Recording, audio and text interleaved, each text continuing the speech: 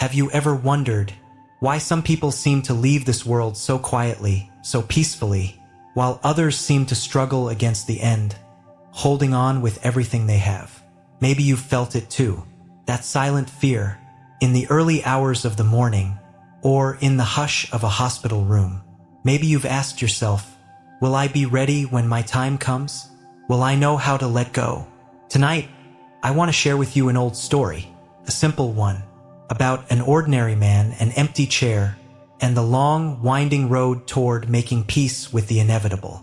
Not to tell you what death is, not to explain it, but to sit with it, together, the way two travelers might sit beside a river they cannot cross yet, listening to the water, waiting for the right moment to wade in.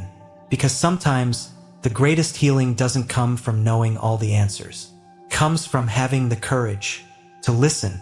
There's a question we all carry, somewhere deep in the folds of our lives.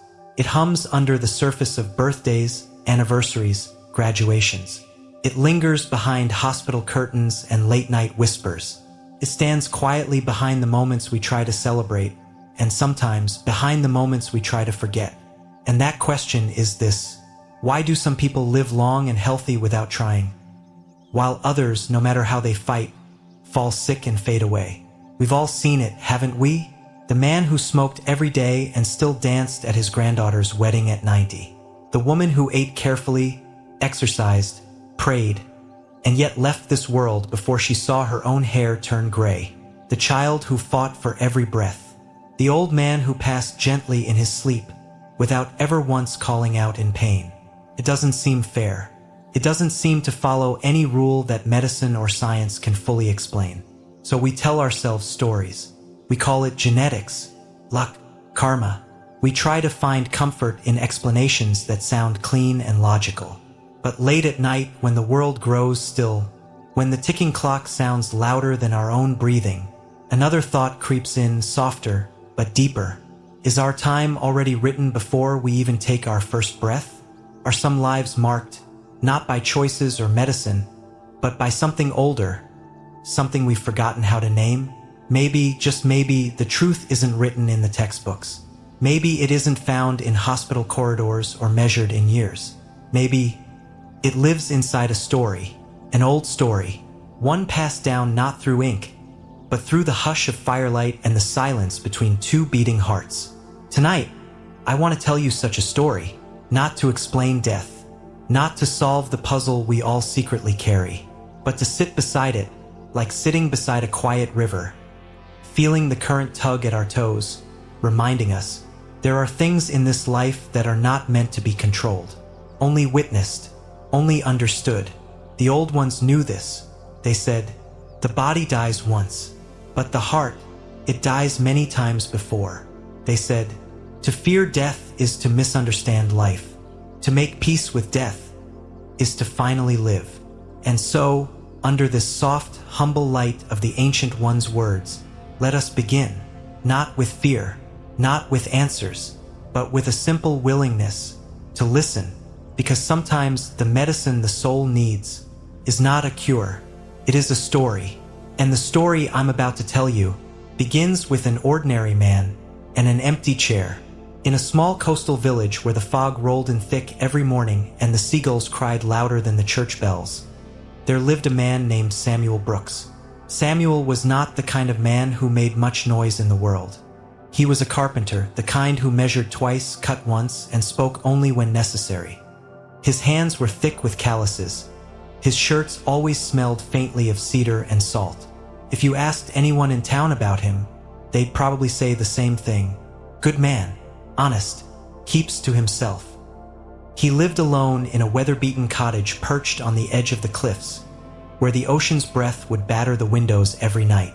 Inside, the house was simple: a bed, a table, a fireplace that crackled through the long winters. And near the fire there was always the empty chair. It was a rocking chair, carved by Samuel's own hands, decades ago, when he was still young and full of hopes he could not yet name. The chair sat by the hearth as if waiting for someone who never came. Dust never seemed to settle on it. No one was ever allowed to sit in it. And when visitors, rare as they were, would ask about it, Samuel would only smile that closed, tired smile of his and say, "Some chairs aren't meant for sitting." Then he'd change the subject. Samuel wasn't bitter, not in the way angry men are, but there was a heaviness about him, like a door that had been quietly bolted shut from the inside, a weight that no neighborly greetings or Christmas invitations could lift. He built homes for young couples setting out on their lives. He repaired the town's church roof after every storm. He fashioned cradles for newborns and coffins for the old, working with the same quiet, reverent hands, no matter the purpose. And yet, for all the lives he touched through his craft, Samuel himself lived untouched. Untouched by celebration, untouched by grief, or so it seemed. In the market square, old Mrs. Winslow once whispered to her sister as they watched Samuel pass by, "That man's been carrying a funeral inside him for 30 years, and no one knows whose." The truth is, Samuel Brooks had known death long before his own body began to ache. He had met it not in the sudden violence of an accident, but in the slow, quiet unraveling of a bond he once thought unbreakable.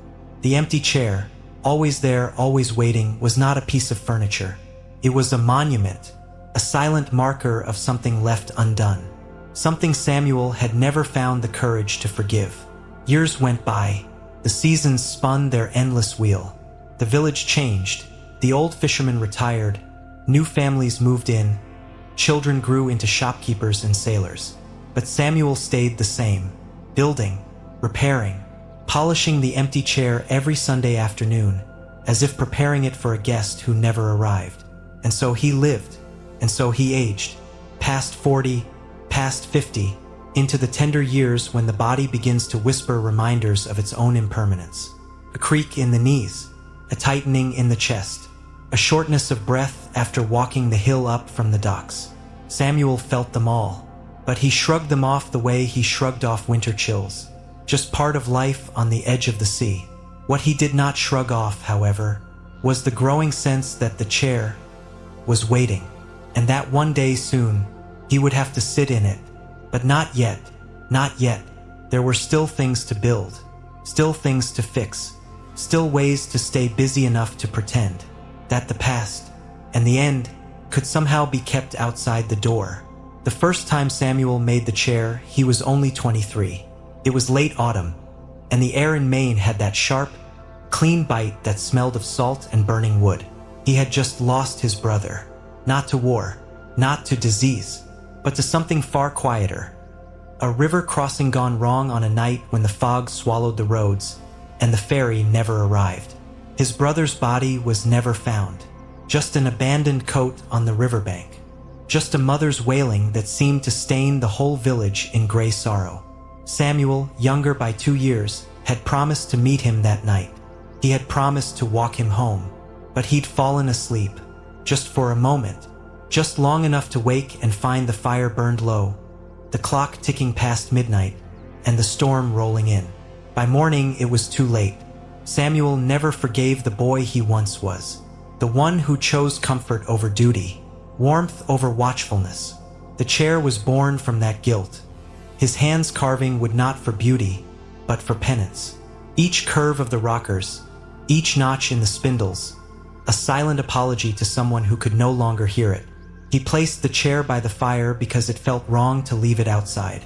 And once it stood there, he could not move it. It became a fixture in his home, a space, presence, a conversation he would never have. When the village priest came by to offer condolences, Samuel said little. He built the coffin for the empty funeral himself, hands splintered and bleeding, refusing any help. "It's just a chair," he told the priest when asked. But he knew it wasn't. As the years rolled forward, Samuel's life grew around the chair the way ivy grows around an abandoned gate. Slow, inevitable, almost unnoticed. When he built his workshop, the chair was moved there too, not to be used, but to be near. When he fixed his own broken rib after a fall from the roof, it was the chair he leaned against afterward, breathless with pain. When his heart first betrayed him with an irregular beat at 53, it was in that same room, the chair casting its long, crooked shadow over the floorboards.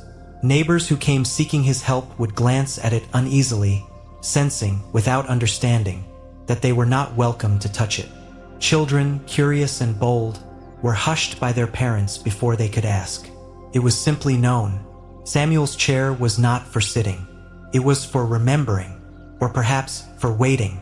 There were nights, especially as the winters grew longer, when Samuel would sit across from it with a mug of something warm, watching the chair rock ever so slightly in the drafts that crept through the cracks of his cottage. He never spoke aloud, but sometimes his lips would move, as if answering questions only he could hear. And always, there was that look in his eyes. Not fear, not sadness, a kind of quiet negotiation, a bargain being made, wordless and slow, across the space of a lifetime. The empty chair became part of him, the part that never healed, never aged, never forgave. The village changed around him. Gaslights replaced by electric bulbs, fishermen swapping wooden boats for metal ones. But in Samuel's home, the chair remained, patient, unmoving, unchanging. Through broken ribs, through lonely birthdays, through mornings when it hurt to even rise from bed, the chair remained a quiet testament, not just to grief, but to an unfinished love, to a bond so deep it defied even death, yet so wounded it could not be spoken of. And perhaps Samuel thought in his rare, unguarded moments, that was why he feared his own ending so much. It wasn't death itself that haunted him. It was the thought of reaching the end and still carrying the chair with him, still carrying what had been left unsaid, still carrying what had been left undone. The first real sign that Samuel's body was slipping came one bitter morning when the tides froze at the edge of the docks. It had snowed through the night. The village was silent beneath a heavy quilt of white. Windows were fogged over. Chimneys drew thin lines of smoke into the steel-colored sky. Samuel woke as he always did, before the sun. He pulled on his boots, heavy with the years, and stepped outside to split the morning's firewood. It was a ritual older than memory itself. The crack of the axe, the rhythm of breath and blade, the scent of pine breaking open in the cold. But that morning, as he swung the axe into the log, a sharp pain tore across his chest, fierce and sudden, like the snapping of an old rope. The axe slipped from his hands. His knees buckled. He found himself sitting in the snow, breathing in shallow gasps, the world tilting sideways around him. He stayed there for a long time, too proud to call for help, too frightened to move. It wasn't death he feared. Not exactly. It was the thought of falling, alone, unwitnessed, unforgiven. When the sun finally rose and spilled its gold over the frozen fields, Samuel forced himself upright. He picked up the axe with trembling fingers. He finished splitting the wood, slower, clumsier, and carried it inside. He never spoke of the pain to anyone. Not the village doctor. Not the priest who stopped by once a month with canned goods and worn-out sermons. Pain was an old friend, one he had learned long ago to drink quietly, like cheap whiskey, until it dulled and blurred into the background. But pain, like memory, has a way of growing roots. Over the weeks that followed, Samuel found himself slowing down. Small tasks, sanding a table, lifting a hammer, became steep hills he had to climb. The cold sank deeper into his bones. The nights stretched longer. The mornings grew harder to greet. Still, he worked, because working was what kept the emptiness from speaking too loudly. But even work, he soon realized, could not silence the chair. At night, when the fire burned low and the shadows danced along the walls, Samuel would catch the rocking chair moving. Just slightly, just enough to stir the air. Sometimes it rocked forward, as if leaning toward him. Sometimes it rocked back, as if waiting for him to rise and follow. The rational part of him, the part that measured wood with a craftsman's precision and trusted only what his hands could touch, told him it was the wind, a draft through the old stone hearth, a trick of the fire's breathing. But another part, a part deeper and older, the part that still dreamed of riverbanks and lost coats and unsent promises, knew better. The chair was calling, not out of anger, not out of revenge, but out of love. A love Samuel had locked away for so long that it had grown cold and heavy, like stones in a forgotten well. He would sit across from the chair, mug of tea cooling in his hands, and whisper words he could not say during the day. "I'm sorry," he would murmur into the flickering dark. "I'm sorry I wasn't there. I'm sorry you chose sleep. I'm sorry I kept living when you didn't." The chair said nothing, only rocked, slow, steady, patient. Spring came late that year. The ocean remained a sullen gray until May, and the fields yielded their green grudgingly, as if still remembering the bite of winter. Samuel's health worsened. He began losing weight, not from hunger, but from a kind of slow forgetting of life's sweetness. Food tasted like sawdust, water like cold iron. The villagers noticed, of course. They were kind in the way small towns are kind, offering pies, warm stews, baskets of bread. Samuel accepted them with polite nods, thanking them without ever quite meeting their eyes. The priest visited more often now, leaving small crosses tucked into the corners of the room like talismans. Samuel removed them quietly after each visit, setting them in a drawer with the other tokens he didn't know what to do with.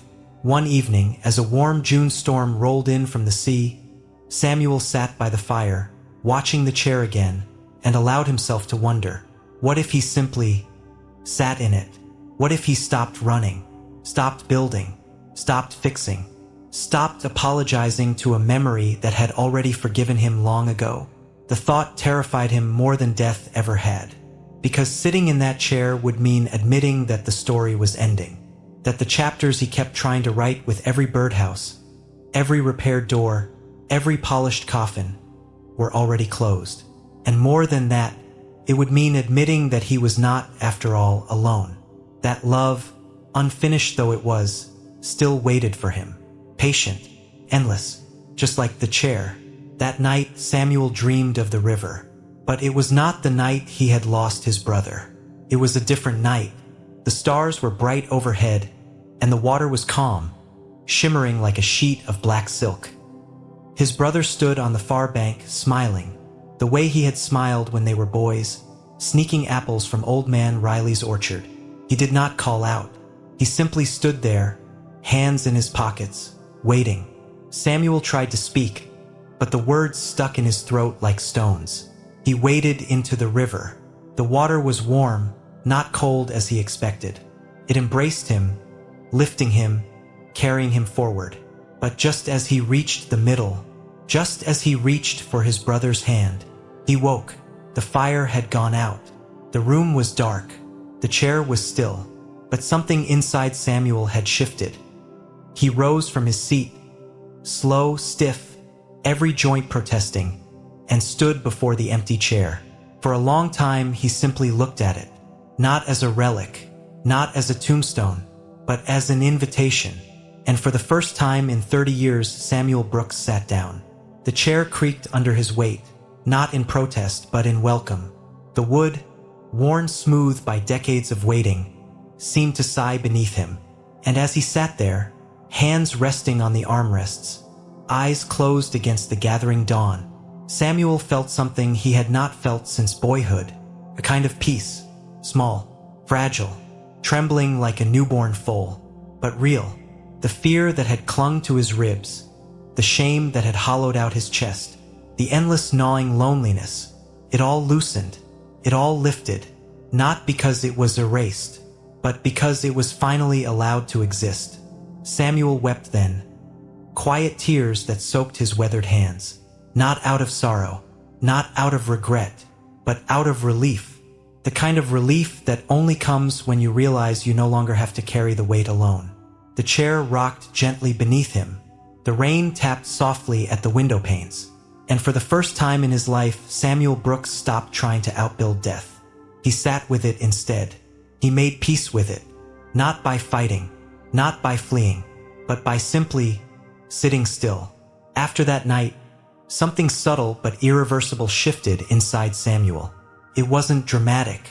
There were no blinding visions, no sudden cries of revelation. The village awoke the next morning the same as always, the same fishermen hauling nets at dawn, the same gossip murmuring through the bakery, the same gray gulls arguing over scraps. But Samuel was different. He still rose before the sun. He still split his firewood, though slower now. He still repaired the church pew that creaked too much during Sunday services. And yet, his movements were softer. His gaze lingered longer on the horizon. His silence, once tight as a closed fist, had loosened into something more like an open palm. Neighbors noticed, though they couldn't quite name what had changed. "Looks lighter somehow," Mrs. Winslow whispered to her sister one market day. "Like a man who's finally put something down." And maybe he had. But the story was not finished yet. Not by a long mile. Because the heart, like the tide, has its own cycles. Even when the storm passes, there are always waves that follow. It happened 3 weeks after Samuel sat in the chair. He was sanding a cradle, a simple piece for the baker's new baby, when the world tilted again. The sandpaper slipped from his fingers. The breath rushed out of his lungs like a startled bird. He staggered, clutching the edge of the workbench. The room swam around him, colors blurring at the edges. And for the first time, Samuel did not fight it. He sank slowly to the floor, leaning his back against the wall, letting the weight of his body be carried by something older, deeper than his own stubbornness. He closed his eyes, and in that soft, humming darkness, he saw the river again. But this time, his brother wasn't standing on the opposite bank. This time, Samuel was alone. The river was wide, yes, but it was calm, patient, endless. The kind of river that does not demand to be crossed, only understood. And in that moment, Samuel realized he had spent 30 years grieving the wrong thing. He had mourned his brother's death. Yes, but deeper than that, more bitter than that, he had mourned the death of the boy he used to be. The boy who believed he could save everyone. The boy who believed that love, if strong enough, could hold back even the tide. He had clung to that version of himself, stubbornly, desperately, long after the river had carried it away. And the empty chair? The chair wasn't just for his brother. It was for himself. For the parts of Samuel that he had abandoned on that foggy riverbank so long ago. The guilt, the grief, the self-judgment, it wasn't a punishment from the universe. It was a story he had chosen to keep telling. A story about failure. A story about being too late. A story about being unworthy of forgiveness. And in holding onto that story, Samuel had built his life around an absence.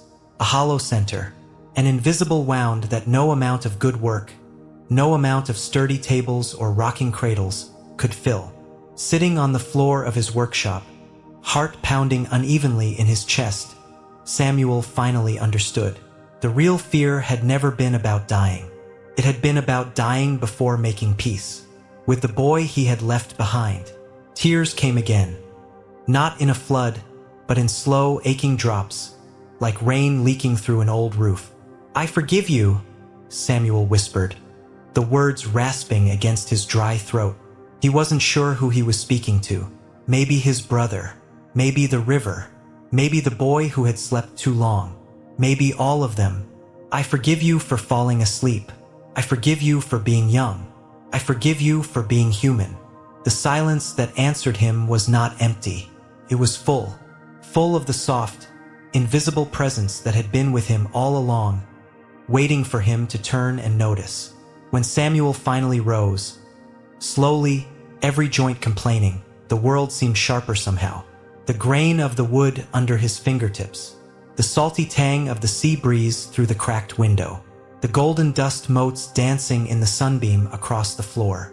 Everything was the same, and everything was new. He finished sanding the cradle that afternoon, humming a song he hadn't sung since boyhood. He delivered it to the baker's wife himself, setting it gently by her hearth. And when she pressed a loaf of bread into his hands in thanks, Samuel smiled. A real smile this time, wide and shy and slightly crooked. The villagers said he seemed younger somehow, not in body. His limp was more pronounced now, and his hands shook sometimes when he lifted his tea, but in spirit, like a man who had set down a heavy burden after carrying it for far too long. Still, the chair remained. He did not move it. He did not hide it. It sat by the fire as it always had, but now it was no longer a monument to regret. It was a reminder that forgiveness is not something we must beg for. It is something we must allow to find us, allow to sit with us, allow to soften the hard places in our hearts that time alone cannot reach. And in that simple, tender allowing, death lost its sharpness. It became like the river, something vast, something natural, something not to be feared, something to be entered into with the same quiet reverence Samuel had once given to carving a cradle, mending a broken roof, or splitting firewood against the winter's hunger. When the final days came, and they came as all seasons do, neither early nor late, but exactly on time, Samuel was ready. He sat in his chair, the fire burning low. The ocean wind sighed against the windows. He closed his eyes. He let go, not with struggle, not with terror, but with the deep, sighing peace of a man who understood, at last, that nothing, not love, not loss, not even death is ever truly wasted. All of it flows back into the river. All of it is carried home. And somewhere, beyond the tide and the turning stars, a boy and his brother walked side by side again. Neither late, neither lost, just two souls returning, together, to the place where no empty chairs wait anymore. The rocking chair still sat by the fire. After Samuel passed, the villagers came, first one by one, then in small quiet groups, to pay their respects. There was no grand funeral, no long eulogies or black veils, just the murmuring of old friends sharing pieced-together memories. The warm smell of cedar and sea salt lingering in the air, and the soft, steady creak of the chair, moving gently as if stirred by an invisible hand. Some said it was the wind. Some said it was Samuel's spirit, lingering just a little while longer, savoring the home he had finally made in his own heart. The truth, of course, didn't need explaining. Truth never does. In the weeks that followed, the cottage at the cliff's edge stood empty. The fire burned out. The garden, once kept tidy by Samuel's patient hands, grew wild with daisies and clover. But the chair remained. When the village council came to clean the house, they found Samuel's tools lined neatly on the workshop bench. The half-finished projects left just as they were. A cradle, a small table, a birdhouse missing its roof. No one could bring themselves to touch the chair. It stayed where it had always been, facing the fire, waiting, witnessing. One afternoon, the priest, the same one who had tried so many times to offer Samuel comfort, visited alone. He sat down across from the chair, hands folded in his lap. The sun slanted through the dusty windows, catching the tiny motes dancing in the air. For a long time, the priest said nothing, just listened, just breathed. And if he closed his eyes, he could almost hear it. The slow, steady rhythm of an old man's breath, the soft scrape of wood on wood, the simple, wordless piece of a life finally laid down. When he rose to leave, he touched the back of the rocking chair lightly with his fingertips, a gesture not of ownership, but of blessing. And as he stepped out into the long golden light of evening, he whispered, almost to himself, "Go well, Samuel. The river always knows the way home."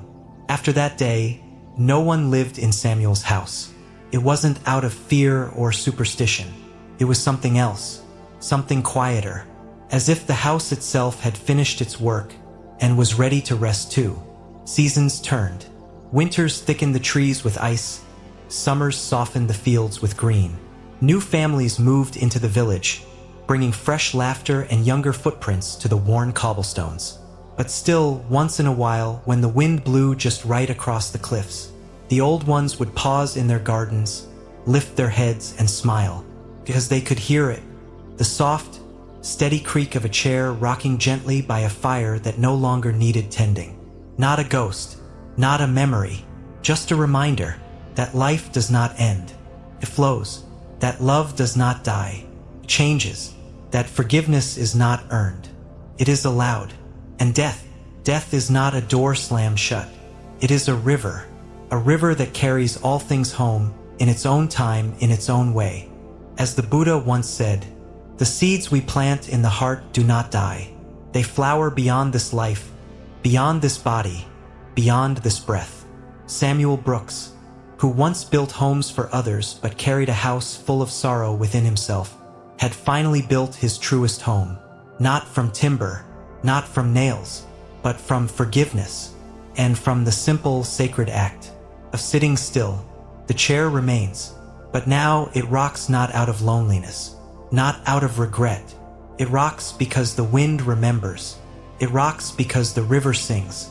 It rocks because somewhere, far beyond the edge of sight, two brothers walk side by side, laughing, free, together again, as it was always meant to be.